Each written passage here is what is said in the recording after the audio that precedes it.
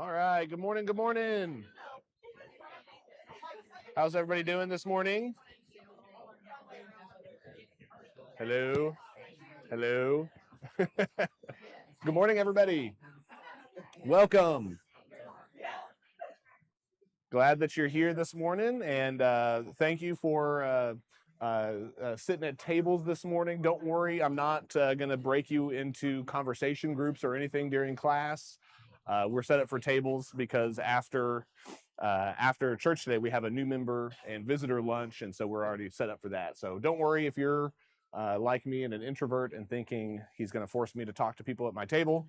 You can talk to people at your table, but I'm not going to force you to do it this morning. So I wanted to start this week. Last week I had put the video incorrectly into my slides that we were talking about last week of the spread of Christianity from the time of the early church to today. So just to kind of, if you weren't here last week or if you've forgotten what we were talking about, whoever made this video is either incredibly smart or they just went for it kind of thing and put together some information, because I don't know how you would do this, year after year, be able to tell, but it's a really fascinating map. So we're going to take a second to watch it. It's a time-lapse kind of thing. It's about 1.5 minutes. And so just watch this video for a second, and I'll give you a chance to respond to it here in just a moment. But Mark, if you would, go ahead and show us that video.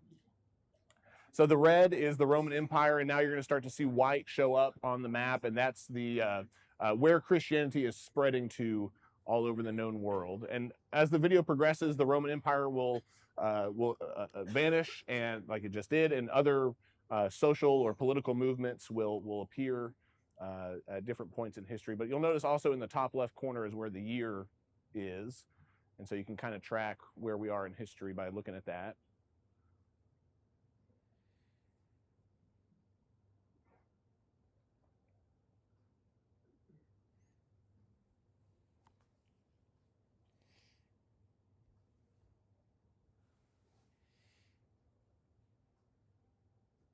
Greenland's not Christian yet, it's just covered in ice.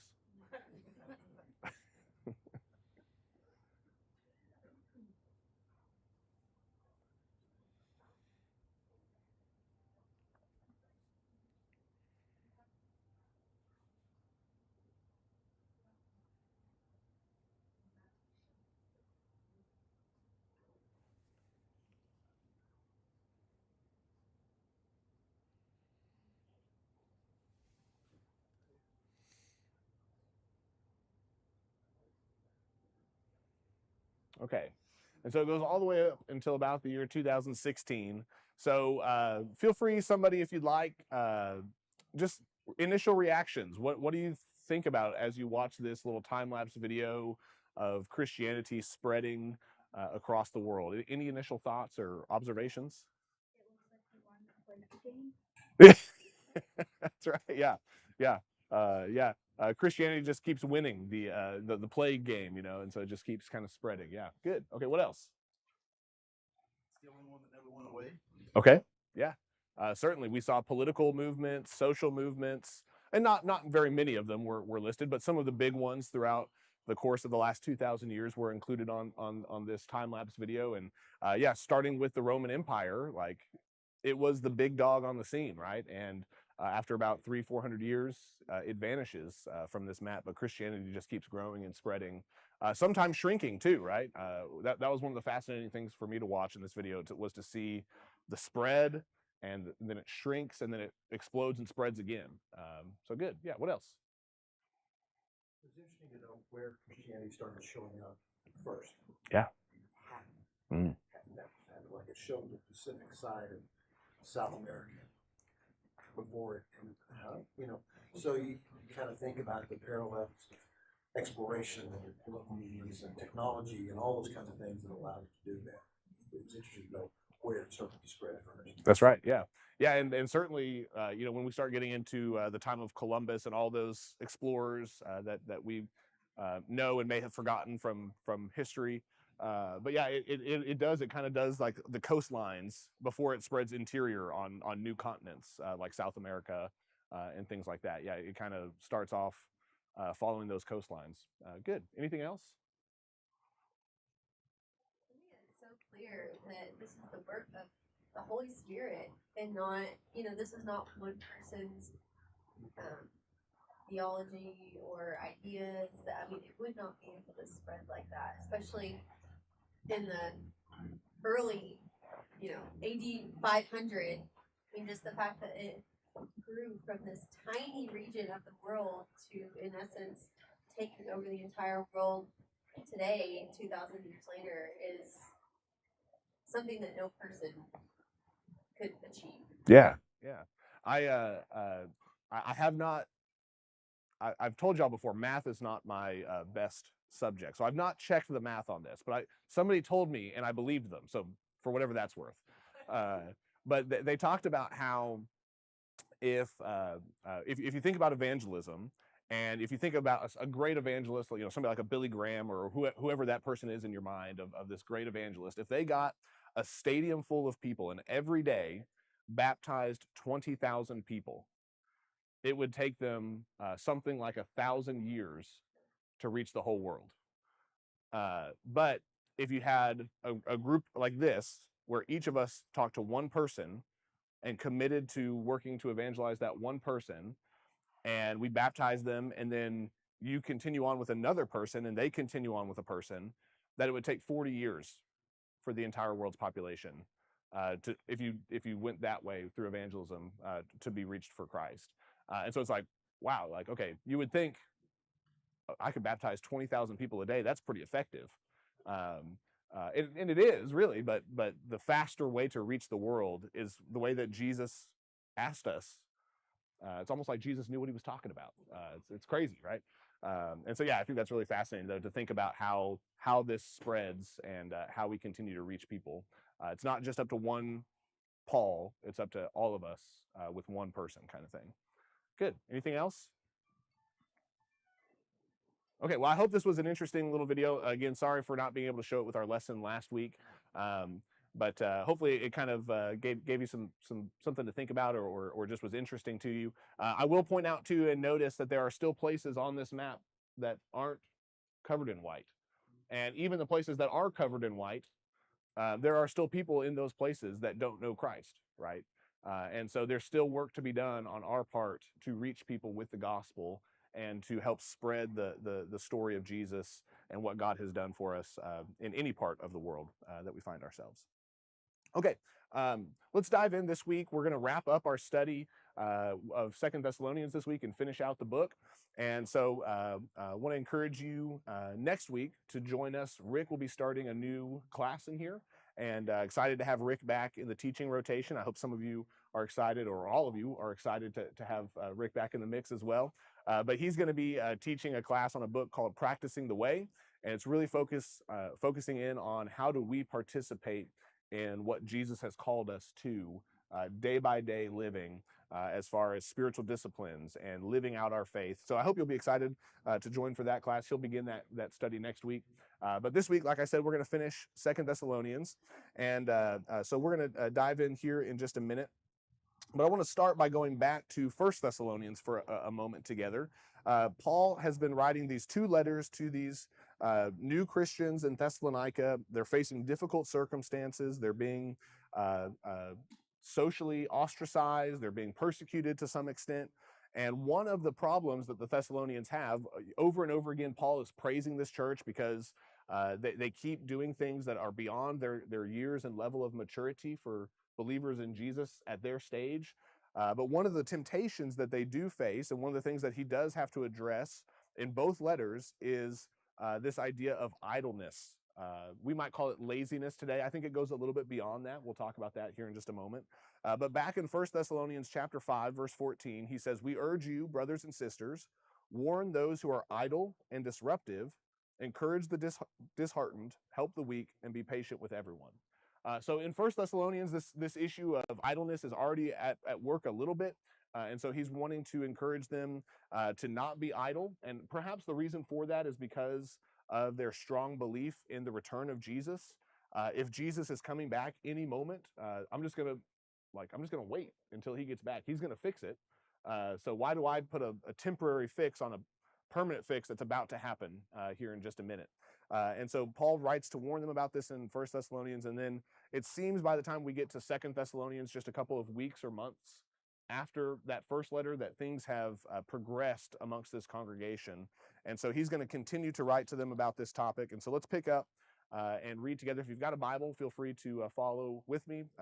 2 Thessalonians chapter 3, and we're going to pick up in verse 6. He says, "In the name of our Lord Jesus Christ, we command you, brothers and sisters, to keep away from every believer who is idle and disruptive, and does not live according to the teaching that you received from us. For you yourselves know how you ought to follow our example. We were not idle when we were with you, nor did we eat anyone's food without paying for it. On the contrary, we worked night and day, laboring and toiling, so that we would not be a burden to any of you. We did this not because we do not have the right to such help, but in order to offer ourselves as a model for you to imitate. For even when we were with you, we gave you this rule: the one who is unwilling to work shall not eat. We hear that some among you are idle and disruptive. They're not busy, but they are busybodies. Such people we command and urge in the Lord Jesus Christ to settle down and earn the food they eat. And as for you, brothers and sisters, never tire of doing what is good. Take special note of anyone who does not obey our instruction in this letter. Do not associate with them, in order that they may feel ashamed. Yet do not regard them as an enemy, but warn them as you would a fellow believer." Okay, and we'll pause there for a moment. I want to focus here in just a minute on a couple of the phrases that he uses at the very end of this section and those last few verses there. But I want to start by just having a conversation and talking a little bit about this first section of those who are idle and disruptive. It seems pretty clear that what he's talking about is people who are taking advantage of the generosity of Christians from this passage. The early church had this radical idea, and I think the church still has it today, that anyone who's a part of God's family, anyone who's a part of God's church, should not have a need that goes unmet. And so you get those famous passages in the book of Acts, chapter 2 and chapter 4, where the chapter closes by saying that anyone who had a need, that the community surrounded them and filled that need for them. And so there's this radical generosity that's taking place amongst a group of believers. And here in Thessalonica, it appears that one of the temptations that some of the people have is, well, if Jesus is coming back any minute, then like, what's the point of me working? What's the point of me doing much? I'll just rely on the generosity of the people around me. If I've been cut off from my business, the guilds that I'm a part of, if they've cut me off from having more opportunities to work, I'm just going to kind of sit around and wait for Jesus to come back, and other people in the community will take care of me. I mean, that's a pretty good deal, right? Sometimes I joke that I'd like to retire now if I could, because then I wouldn't have to work, right? But that's not really how this Christian generosity thing is supposed to work. And so Paul goes into some detail here and talks about that you ought to be willing to work if you're going to eat. And so for those who are kind of sitting around and just relying on other people to provide them with food or money, he's telling them that they need to get to work as well and participate in the life of the community. So any comments or questions on that? I want to dive into a couple of different phrases towards the latter half of this section, but it seems pretty clear that there's a pretty significant financial aspect to what he's talking about in these opening verses of those who are idle and disruptive. It's not just that they're lazy, it's that they are taking advantage of the generosity of the community. Any comments, thoughts on that? To me, this is it's such stark contrast to a lot of the, like you said, the fuzzies that just kind of just get, weaved together. And this to me speaks so much of our personal responsibility as a Christian for wisdom and discernment and those kinds of things. When you put this up against give to those who ask, you're going, those aren't, it's almost like a little bit of the other end of the spectrum. So you take a deeper dive into this, and it is, to me, it helps supplement a blanket statement like give to all those who ask, or whatever. That there is a situation where doing that I'm just going to call it enablement. Mhm. Um, it's not okay. And if you just pass over this verse, you're missing a very, very important exception to the rule. Yeah, that's right. Yeah, I think there's that's a very easy thing for us to, I think, relate to our own lives, is this idea of we want to follow Christ and be generous. We want to follow those instructions that he gives us, but we don't want to do it in such a way that enables others, or how many of us have had the issue where we've been driving somewhere on the road and we pass somebody who's panhandling, they're out there asking for money, and how many of you ever had the experience of you grip the steering wheel and you look straight ahead and you don't make eye contact with that person, because if you see their humanity, you'll be forced to think about how I'm disobeying Jesus by not offering them something, whether that's money or, I know for a while people would carry like little goodie bags in their cars and things like that, they'd have a bottle of water and a snack or something like that that they could give to somebody. But, how many of us have just gripped that steering wheel and just looked straight ahead, like I'm looking at the light, I'm waiting for it to turn green. Am I the only one? I mean, surely, yeah, okay, thanks, yeah. Yeah, just me. Okay, good. Uh, yeah, I did. But I think Brent's point is very helpful, that there has to be a level of wisdom and discernment, and especially in this context, we're talking about people that the Thessalonians have a relationship with. These are people within the church, and I think that really speaks highly of our personal responsibility of when we as a church gather, when we are participating in the life of the community. It's not enough for us to just show up and rely on others. But we actually have to contribute to the life of the church. Whether that may or may not be financial, right? That may look like getting your hands dirty and serving in some way. And obviously, we're talking a lot about wanting to do that as a church, even more than we're already doing right now. So Paul certainly talks about that, and kind of gives the opposite, like, okay, give to everyone who asks of you, but also don't allow people to just be taking advantage of your generosity, especially within the context of the community of believers.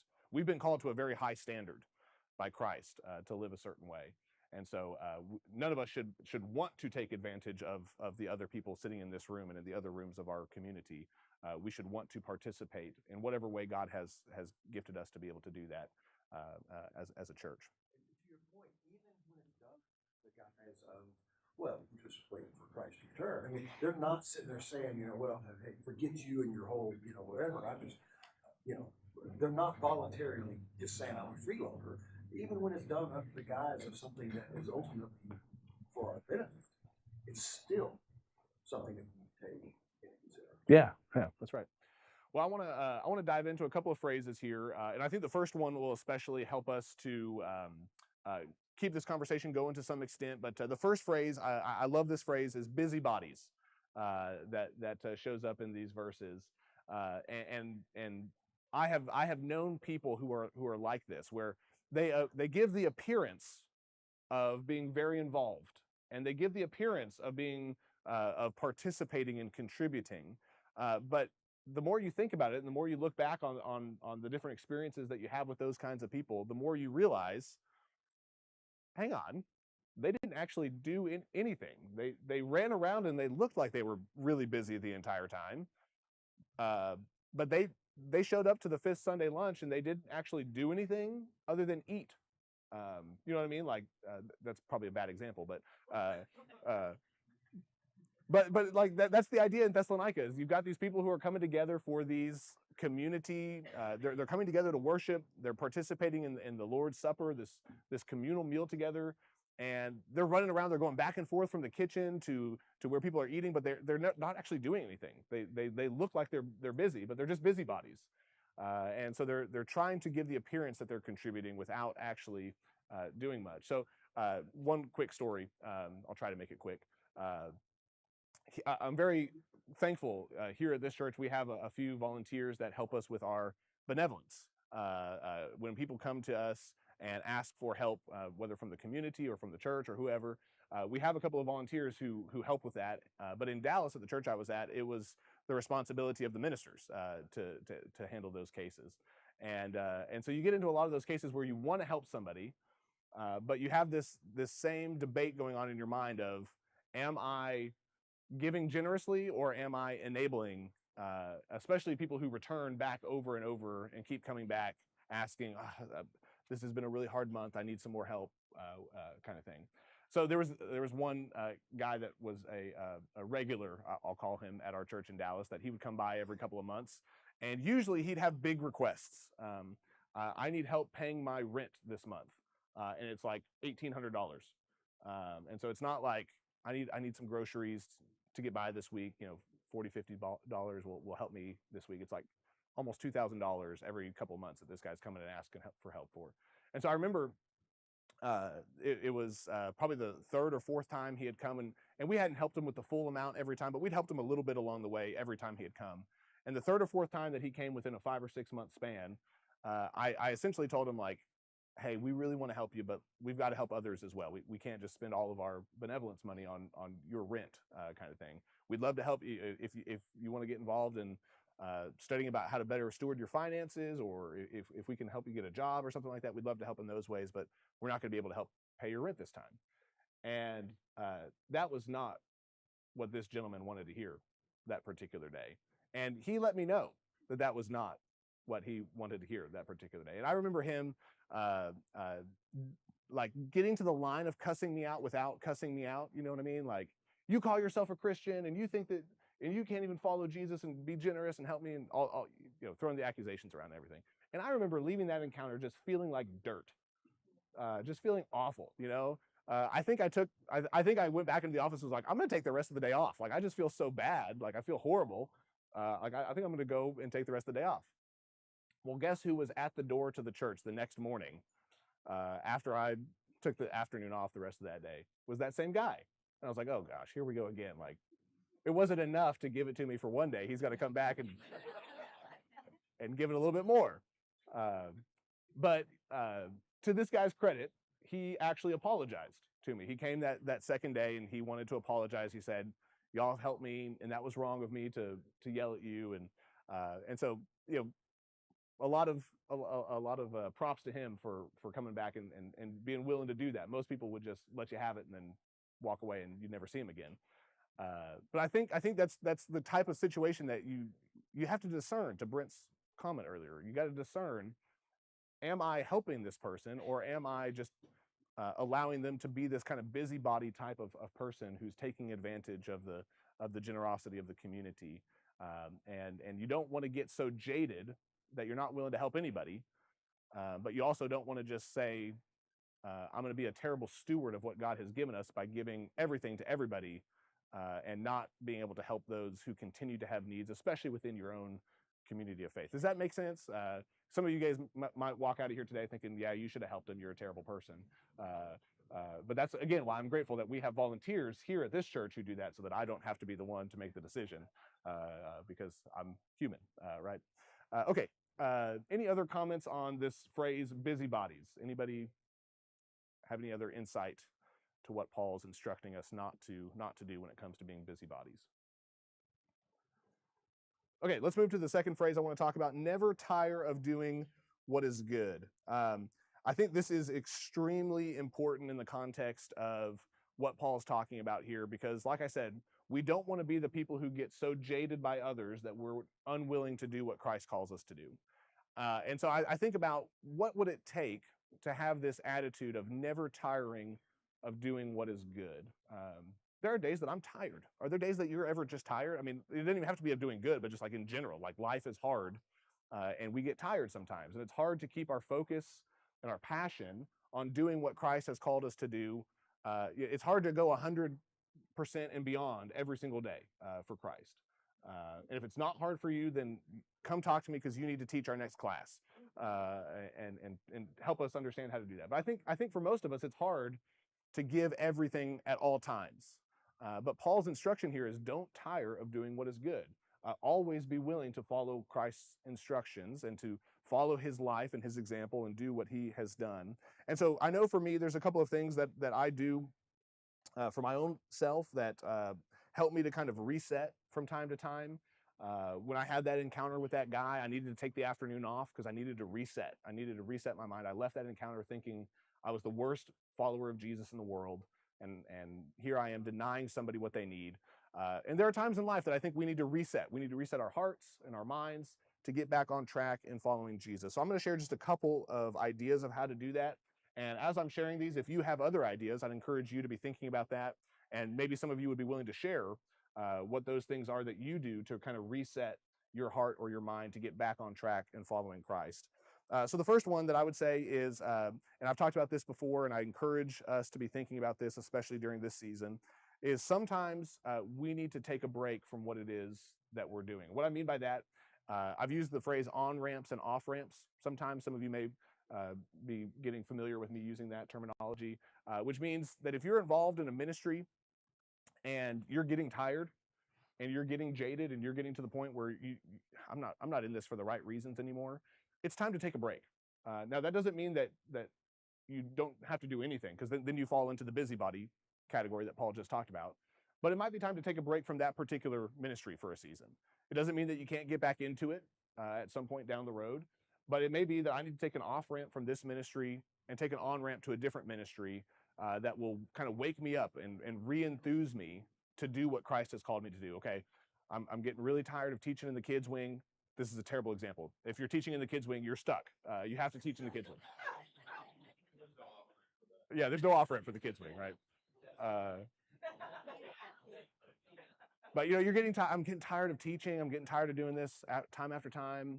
Maybe it's time to step out of that for a season and say, okay, I'm not going to teach kids classes right now for a couple months or a year, whatever it is, but I'm going to dive into this other ministry. I'm going to dive into being a part of our community outreach or our missions or whatever it is, to kind of make yourself re-enthusiastic about following Christ and getting involved in ministry and doing something new and fresh that kind of wakes you up a little bit. Does that make sense?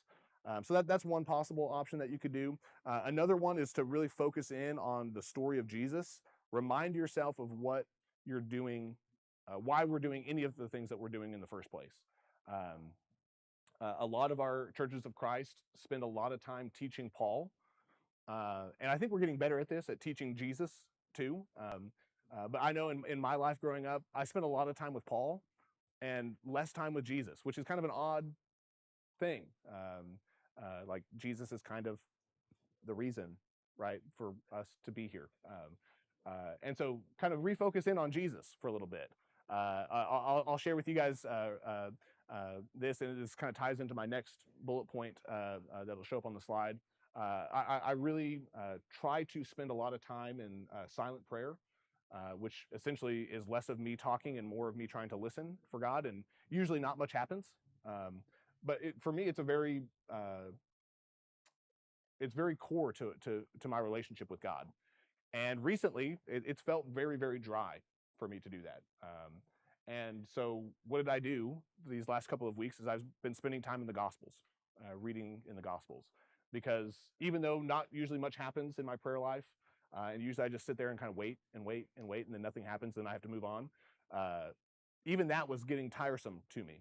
And so I spent some time with Luke over the last couple of weeks. I've just been reading through Luke's Gospel, just trying to remind myself of Jesus. So that's just me, right? But what are those things that help us reset and dive back in? So the next one is to lean into spiritual disciplines. Maybe one of these other things isn't working for you the way that you want it to help reset you. Maybe a period of time of fasting. That's not something that we talk about very much in our churches today. But maybe fasting would be something that would help reconnect you to God. Getting back into reading scripture, practicing Sabbath, spending time in prayer, whatever that discipline is, to just be very intentional about spending time with God and trying to rediscover your love for Him. Those are some of the ideas that I would recommend to us to kind of reset us. As I've been talking, hopefully something has popped into your minds that helps you to reconnect and reset your mind and your heart. Anybody willing to mention something or share something? We're given a very specific example of what to do to reset. In John 21, 3, so after Jesus appeared to his disciples by the Sea of Galilee, it happened this way: Simon Peter, Thomas, Nathaniel, sons of Zebedee, two of the disciples were together. I'm going out to fish, Simon Peter told them. And they said, we'll go with you. There. Yeah, There you go. I heard at least one amen. Yeah. Was that you, Ty? Yeah. Go fishing, yeah. But I mean, honestly, to your point, there may be something that brings you joy in life that can help you rediscover your passion for life. And so maybe that is fishing. But whatever that thing is, kind of wake yourself back up to life and say, okay, I need to rediscover my passion and my joy. And maybe that's through something that doesn't follow the typical, like, okay, I was reading in my Bible and all of a sudden I had this revelation about how I'm supposed to follow God. Maybe it's going for a walk. Maybe it's taking care of your physical health. Whatever it is, there may be things that help wake you up in this world that God has gifted us with the passion and joy to be able to do. Good, yeah, like fishing. What else? I focus on breathing, and I try and focus on the peace of God. Mm-hmm. Yeah. That can pull us out of a lot of anger, distraction, a lot of worldly things, and just focusing on the peace of God. Yeah, yeah. I definitely, I didn't mention this in the spiritual discipline thing, but I love that peace of God. Have a word or a phrase that just draws you back, and it can change over time. It doesn't always have to be the same thing, but for you, it's okay. Let me just take a breath and focus on the peace of God, and having that word or that phrase that just kind of is this thing that you've chosen to be intentional about. Okay, whenever I think that, or whenever I take the intentional moment to do that, that's going to help me reset. I think that's a really good one. Okay, maybe one more. Yeah. I mean, talking to somebody that you trust and allowing to speak the truth. Yeah. And that you can replay in your life as well. That's right. That's right. Yeah, spiritual friendship. Spiritual friendship can be key. You'll notice on my list, community had nothing to do with it. But that is just me. Some of you are very communal people, and you need relationships. Me, I'm going to push away from everybody when I'm in that season, and I'm going to go off by myself. But some of you need to draw closer to others and to have that close connection with a trusted person that can help you during that season. So not everyone has to be like me, right? In my dysfunction, you can have your own dysfunction as well.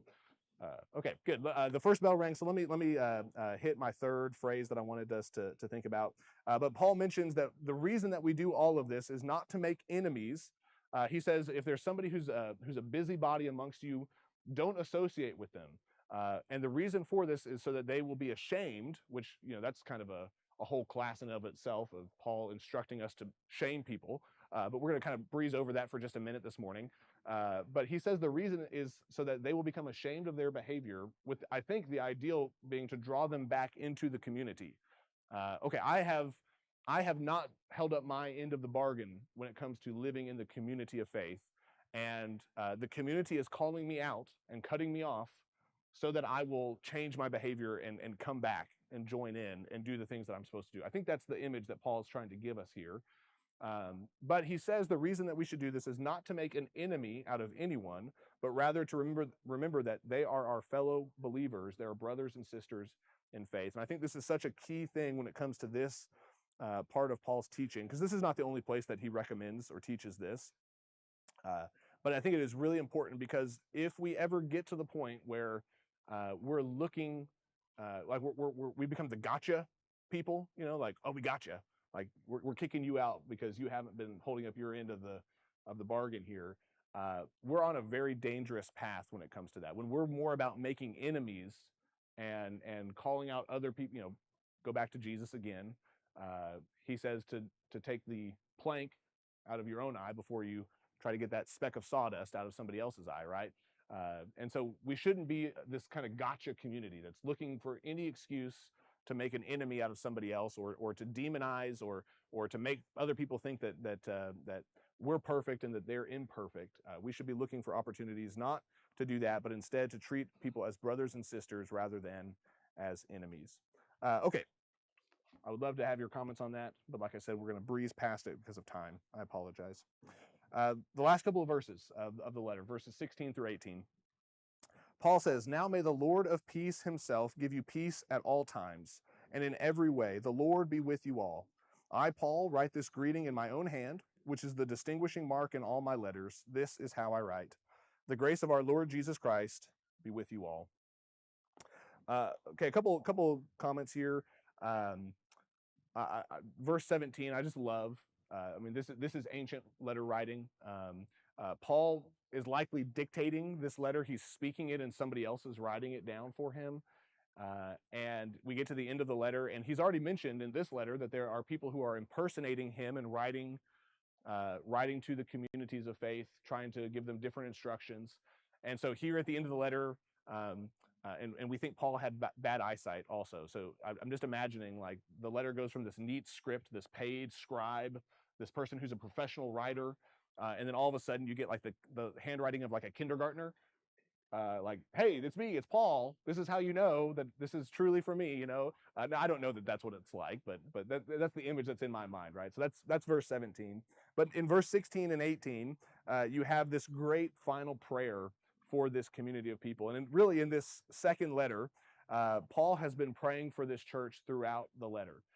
At the end of chapter 1, he prays for power to be present and evident in the church. At the end of chapter 2, he prays for hope and encouragement for the people that are a part of this community. And now in chapter 3, he prays that all of this will bring peace upon the church. And so just over and over again, we're seeing Paul's fatherly, brotherly compassion for this church. He's praying for them over and over again. And then, of course, he closes it the same way that he opened it, the letter. He starts with grace and peace. He finishes with grace and peace. And so he says in verse 18, the grace of our Lord Jesus Christ be with you all.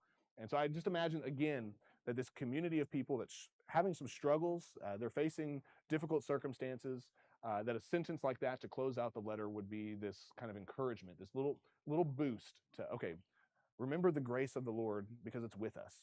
And so that's what he closes out this letter by saying. That was the second bell. So let me close this out with a benediction from this letter. I'm just going to repeat the very same thing that Paul prayed for this church. May the Lord of peace himself give you peace at all times and in every way. The Lord be with you all. Thanks for being here. Next week, Rick will be teaching, so look forward to that. See y'all later.